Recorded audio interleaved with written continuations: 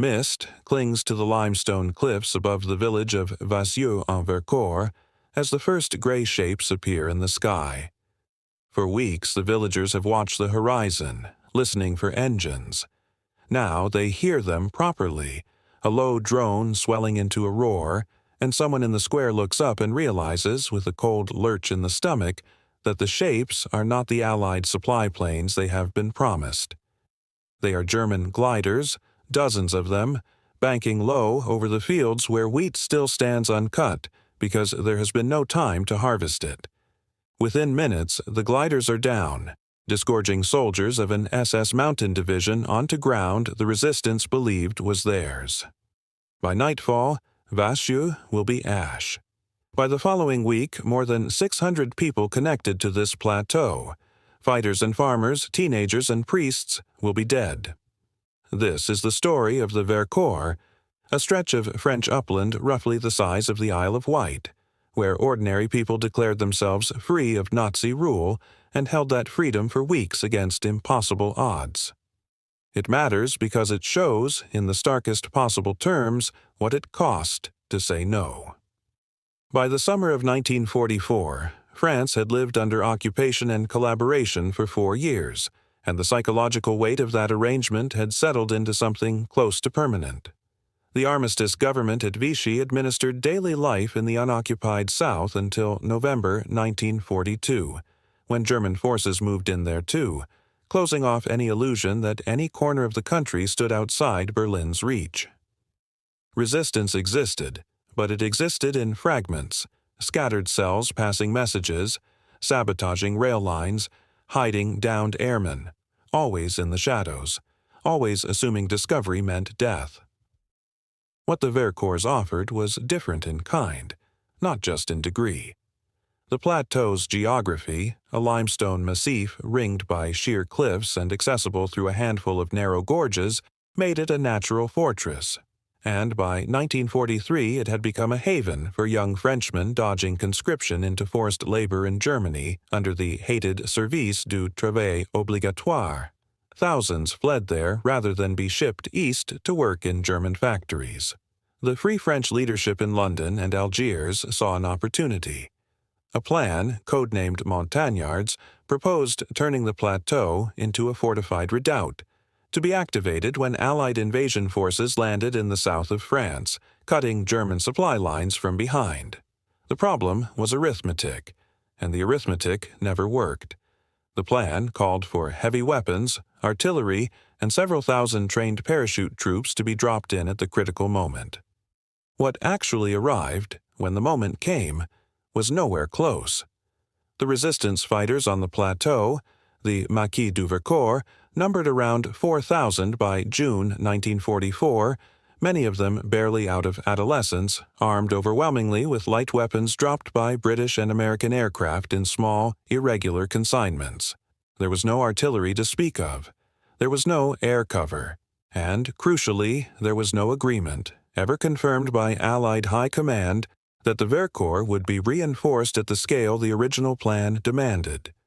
The young men on that plateau were, in effect, being asked to hold a mountain against a modern army with rifles, a scattering of machine guns, and hope. The moment that turned hope into declaration came on July 3, 1944, when resistance leaders, buoyed by news of the Normandy landings 3 weeks earlier and convinced the invasion of southern France was imminent, proclaimed the Republic of Vercors a free French territory administered by its own civil authority, its tricolor raised openly for the first time in occupied France. It was drafted at a farmhouse near the village of Saint-Martin, organized by men such as Eugène Chavant, a former mayor turned resistance political leader known within the movement simply as Clément, working alongside military commanders including François Houet. The declaration set up courts, a postal service, a newspaper, rudimentary taxation, an entire functioning civil administration inside a territory of perhaps 4,000 permanent residents and several thousand fighters, all of it inside a country still crawling with German garrisons. Engineering-wise, the resistance had spent months preparing improvised landing strips, most significantly at Vassieux, The material impact of the Vercors on the wider war is, by most serious accounts, modest. It did not meaningfully delay the German 157th Reserve Division's other operations for long, and the Allied invasion of southern France, Operation Dragoon, went ahead on August 15, 1944, largely along its planned timetable regardless of what had happened on the Plateau 3 weeks earlier. Where the impact is harder to dismiss is psychological, both for the French resistance more broadly and for the post-war national memory.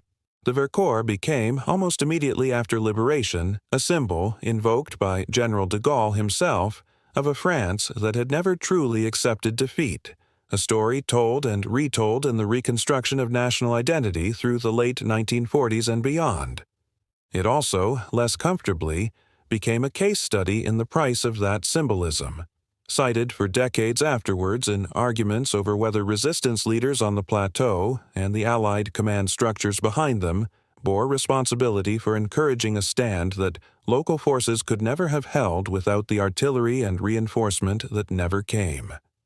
Today, the Plateau carries the memory openly. A national memorial and museum sit at Vassieux-en-Vercors, rebuilt long ago from the ashes of 1944, and a war cemetery on the Plateau holds many of those who died in the final battle. The Grotte de la Luire, the cave where the field hospital stood, remains a site of pilgrimage. Sten guns and Bren guns of the type dropped onto the Plateau can be seen today in resistance museums across France, ordinary-looking objects, stamped metal and wood, that carried an entirely disproportionate weight of hope in the summer of 1944. Return to that morning in July. The mist over the limestone cliffs, the gliders banking down onto fields of standing wheat. What happened on the Vercors was not a victory in any conventional sense, and it would be dishonest to call it one. 640 dead, a village burned, a plan that promised artillery and delivered almost none of it. And yet something did survive that summer, something harder to weigh than casualty figures or supply manifests. For 6 weeks, on a mountain in southeastern France, several thousand young men and the civilians who sheltered them lived briefly as a free people, under their own flag, answering to their own administration in a country where that had been unthinkable for 4 years. They were not saved by the arithmetic they had been promised. The arithmetic, in the end, never came. What came instead was an army built for conquest, dropped from the sky onto a harvest nobody had time to bring in. The Vercors did not stop that army. It could not have. What it did was refuse, openly and for weeks, to accept that refusal was impossible, and it paid the full price that refusal demanded. That is not a comfortable story to tell. It is, nonetheless, an honest one, and honesty, in the end, is the only monument the Plateau ever really needed. The wheat grows there again now, cut every summer on schedule, on ground that once could not spare the time.